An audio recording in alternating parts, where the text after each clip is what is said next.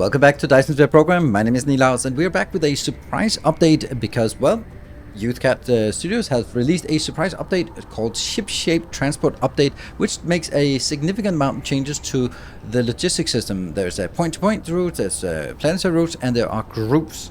So those are really cool.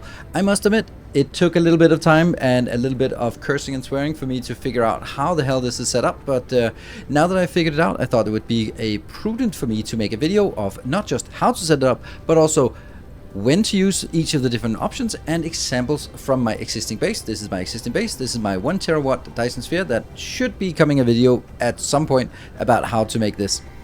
So that's what we're going to do. If you find that interesting, hit the like button, subscribe to the channel, you know the drill, and if there's something I'm missing or some good ideas, bad ideas about this update, let me know in the comment section below. We're going to start looking at this update by just placing a interstellar logistics station, because everything that happens, it revolves around the interstellar logistics system. This is where the changes are made, and we have a new panel down here. Instead of just the station commands, we also now have priority systems. There are 4 different tabs here. There's the point-to-point, there's the interstellar route, there's the group, and then there's the behavior of how we should actually behave it, which one we should be doing. For example, we'll set out with this one. The behavior is either you ignore the pairing, like all of this, or you prioritize the pairing. That means it'll try to look inside this area, these first, the point-to-points, the interstellar and the logistics, or it will only do this part. So that depends on what you want in terms of behavior. I don't really, well, I mean, ignore pairing might be good for sort of testing purposes, but I imagine that you most of the time want to use priority pairing so that it will use this before it goes outside the area.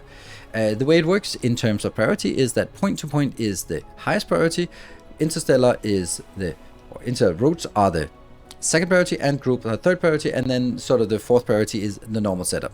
The reason why this is a great addition to the game is because in the current system there's just a heuristic for how to match supply and demand, and sometimes that means that they're going to be transported across the galaxy for no apparent reason when the resources are available closer.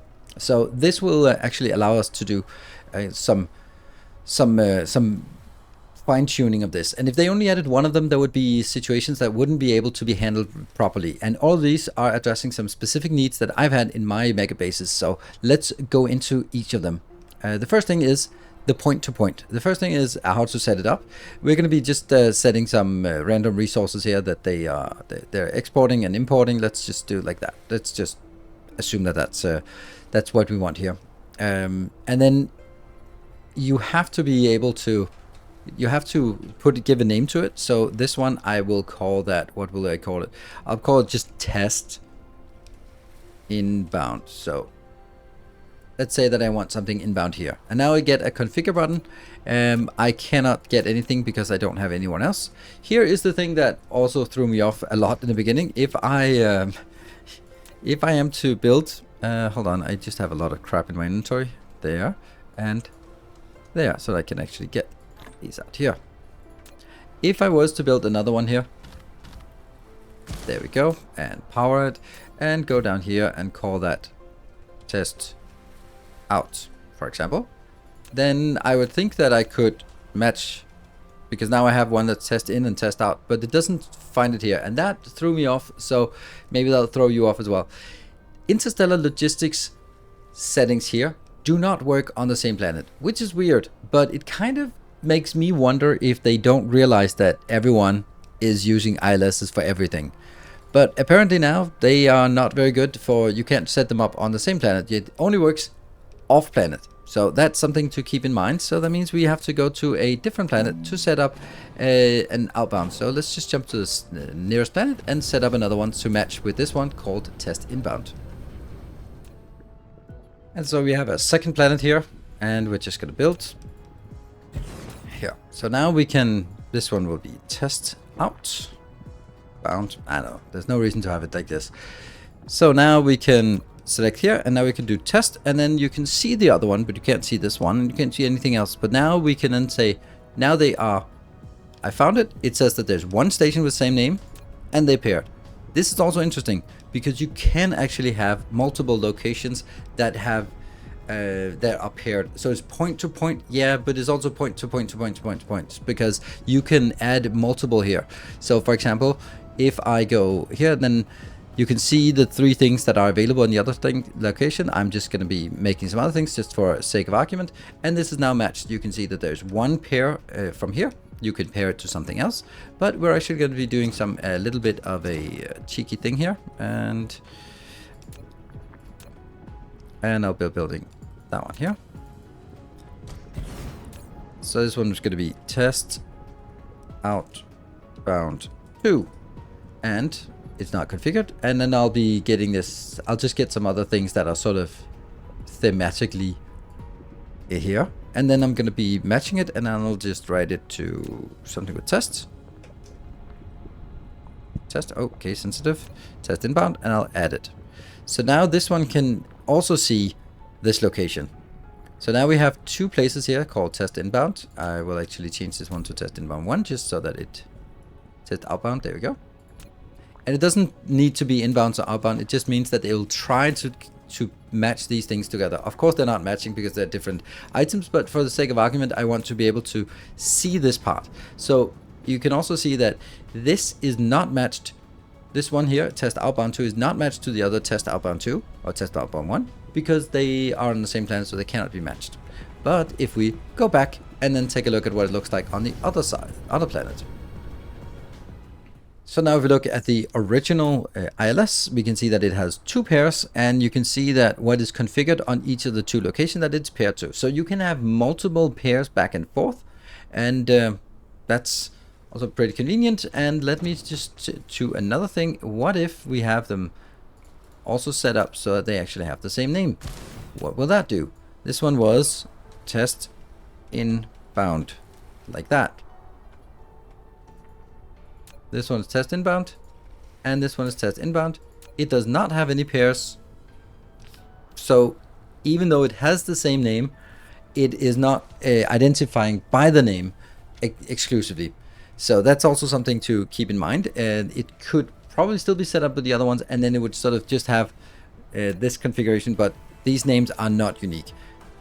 Just this name is just, it has to be there, and you can just use it for your own sake, but it's not the unique identifier, the foreign key to this, which is also interesting to know. So you can't just copy this one and then it will also copy those settings and inherit the configuration here, the point-to-point transfer configuration. That's not inherited there. Right, so that's how to set it up. Now let's talk a little bit about how it's going to be used. What is the best case or most useful case that we can come up with? Well, I think that for me, where I think that I've had an issue that I have been having a hard time solving without this, and that I can now solve pretty easily, it is when you have a Darkfog base or Darkfog farm, it will generate an immense amount of unipolar magnets. Amazing. Or also gradient crystals or whatever. But these unipolar magnets and gradient crystals come from 2 sources. It comes from the Darkfog farm, and it comes from the just normal mining. And what you really want is to make sure that the Darkfog farm is never stalling because the buffers are full. And the way to do that is sort of always have a big requester and then request it into a centralized buffer, which is what I do here. However, if I just set up a requester to say, give me all of the unipolar magnets in the entire galaxy, what will happen is that it will go out and then it will also start sort of strip mining the... Where is that? I know I have... there we go, that one. Strip mining this location, which is the only place in the galaxy where I actually have unipolar magnet, and then I strip mine this and just send it back for no reason. There's no reason to dig it out of the ground before I need it. But I do want to make sure that I always request the stuff from the Darkfog base. So the way to do that is by using not just a point-to-point, but actually an exclusive point-to-point. Let's just build that in here. There. So that would be, we'll set it to exclusive. We would go down here. We would give it a name and then call it something like unipolar in or unipolar buffer, maybe even, because that's kind of what it's supposed to do. And then we would configure it here, and of course I'd have to set it up over on the other location as well. And this one would then be set up to let's be set up to unipolar magnets, and then request as much as possible. Now it's not going in out here to actually request anything because it's not. There's nowhere that it matches. There, but here's another important thing about the pairing. If you're using exclusive pairing and you set up something like you want to get those space warpers in here because you want it to be warping in and out, well, that's not gonna work, is it? Oh, look at the autosave, it's crazy. Because this is also set up to unique.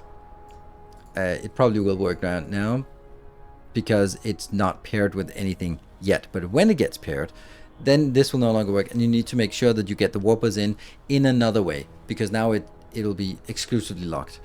So this is basically how to set this up so that you can make sure that it's coming in it prioritizes, not just prioritizes, but make sure that the Darkfog is going to be pulled out so that it never stalls out, and then be put in a buffer that can then be provided back into the network for something else in it from a different ILS. So that's what I would say the main uses for it is to make sure that you have this this always empty your Darkfog farm.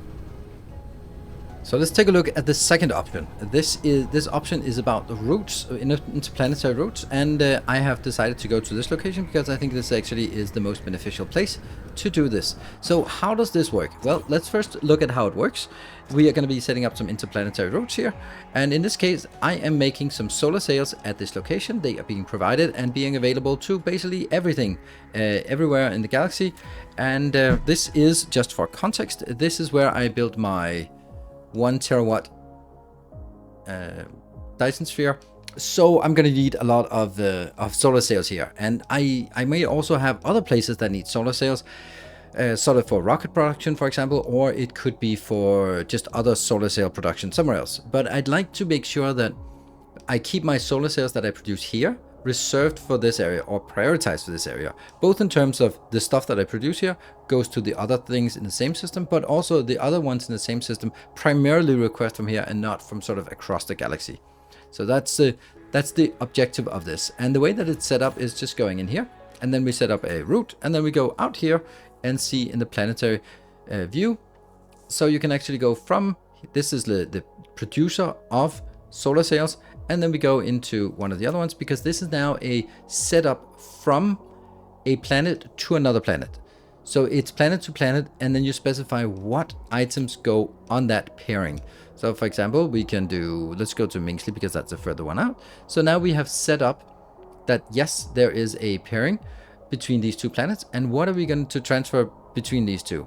Well, we can do all sorts of things, but in this case, I want to specify that, hey, if it's possible to transport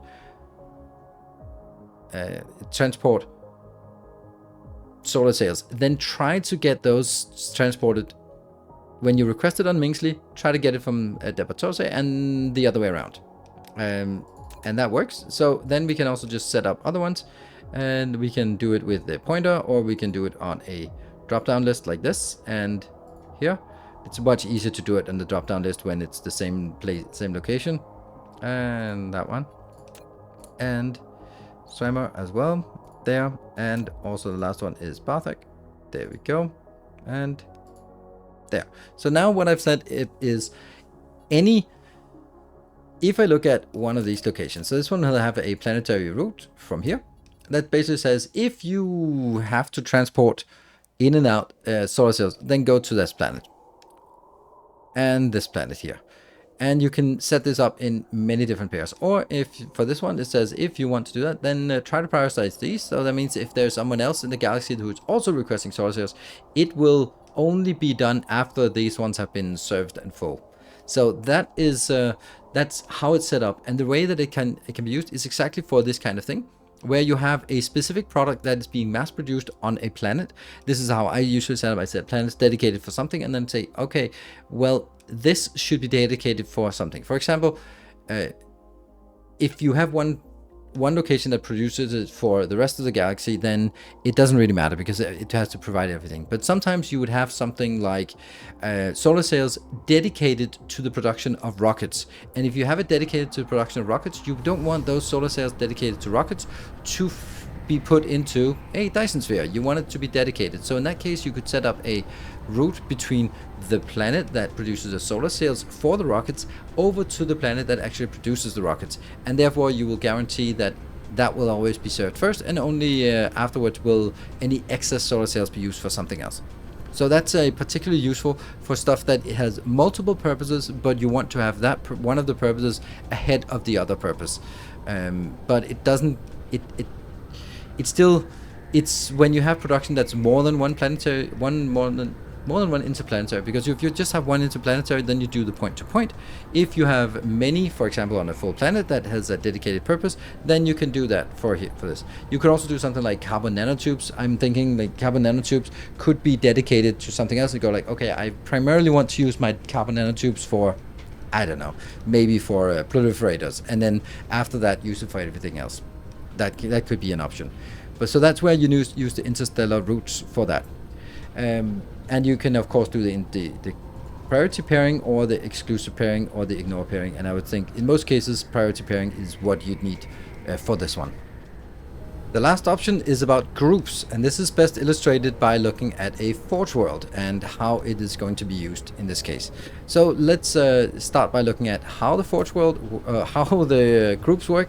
They are just a number, so there are up to 30 groups, and I think that should be enough. It's whenever there's something that's a hard-coded number, then you always start wondering like, well, what if? But this is just a constraint, and then we'll have to work within it and try to figure out. It's probably a good idea to have like a separate Excel sheet or something that you can just list that group 17 is actually this part, because I'm not going to remember which ones are used and which ones are not used after a while. I know which one, the one and the 30 are used, but then that's it. But what you can do for this is that anything that's in a group just has the same indication here. Things can be in multiple groups, for example. So it's like a bingo plate. And if it is in a group, then that will be prioritized. And again, you see that they are not linked together because it doesn't count when it's on the same planet. So all of this is never working on the same planet. It doesn't register on the same planet. But these are all now set to group 1. And the way it works is that anything in the same group will try to match first and then outside the group afterwards, if you of course have set this priority pairing up. So when is this useful and how is this useful? Well, let me just show you the infrastructure of this location. This is again our planet that is this is a forge world that is producing 10,000 plates per second, so it's pretty significant, and it is located really far away from everything else, and it's a forge world. So what I really like to do is make sure that this forge world is primarily focused on this area and not everything else. So how would I do that? Well, I could set it up with a planetary route so that I can basically say from this one to the other ones I can then specify everything that this is producing. That's one way. Or I can set it up as a group here and basically say that go through all the motions on all of these and set them all up to level 1 or 1 for each of these, which is of course a pain in the ass to do right now after you've already built it and you have hundreds if not thousands of, probably thousands of interstellar logistics stations. So not really the best time to do this, but you can definitely do this. And then when you then look at the other requesters on one of the other planets, which I will just go and find. So we're now on one of the other planets. This planet is responsible for making quantum chips. So for quantum chips, this is 60 quantum chips per second that we are producing, and in order to do that, then we are requesting some things inbound. For example, this one is sugar cubes and graphene. Not something we actually need to set up here, but because it doesn't come from the smelting planet. But this one, for example, is iron and copper and silicon. They are definitely coming from the forge world. So if I do this one, you can see that now it matches to 44 stations off planet, and you can see what they are sharing here. All of these are just sharing all of this, and that was now priority pairing. That means it'll try to get those from in here first, and we can just do that for all of them.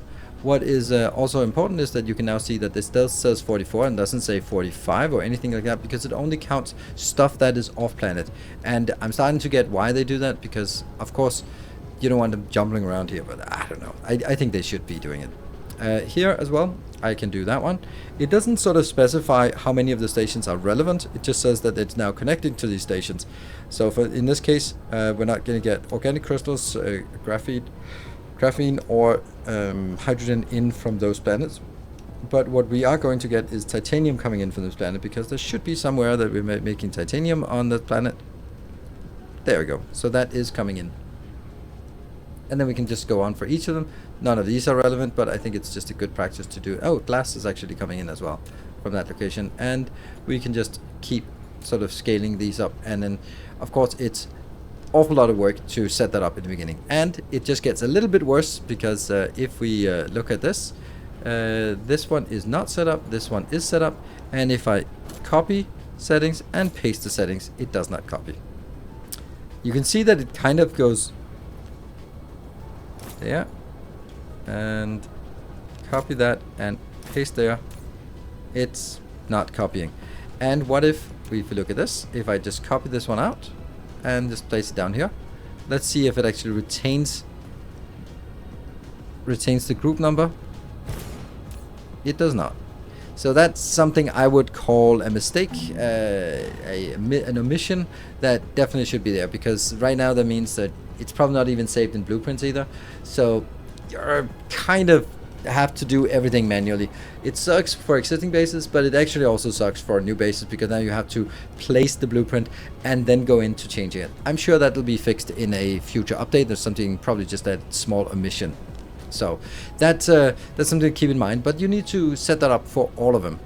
Now, that was in terms of all of these options here. First of all, my opinion, I think it's absolutely amazing. I think it's a little bit complex in terms of setting it up, and that's also some of the comments I've heard from the community, is that, yeah, it's a little bit complicated. It can be super daunting to set it up, but for the advanced users like me who build really big bases, then it really makes sense to have some more control of where to do it. And grouping things up for forge worlds, for example, making routes for specific prioritization of sort of productions or point to point. They're all very valid. Less could probably be okay, but this is definitely an exhaustive way of grouping, of making definitely options. So it's pretty cool, and I'm looking forward to that. There are a few weird new things as well that's been added, and I'll just go through this. One of them I don't understand. I just don't. I mean, I understand what the function does, but I don't understand the purpose of it. It is clearly not a feature that is appealing to me, since I don't even understand the cool thing about it. Let me show you. So we have a belt. That's not really particularly new about this. That's a night belt. Then I can press the forward arrow. No, the side arrow. There we go. Now it says tilt is going from 0 to 15. Then I can go more. You can see how the belt is just being slightly more awful. There we go. And it just keeps going. You can keep rotating the belt as much as you like. And it doesn't do anything.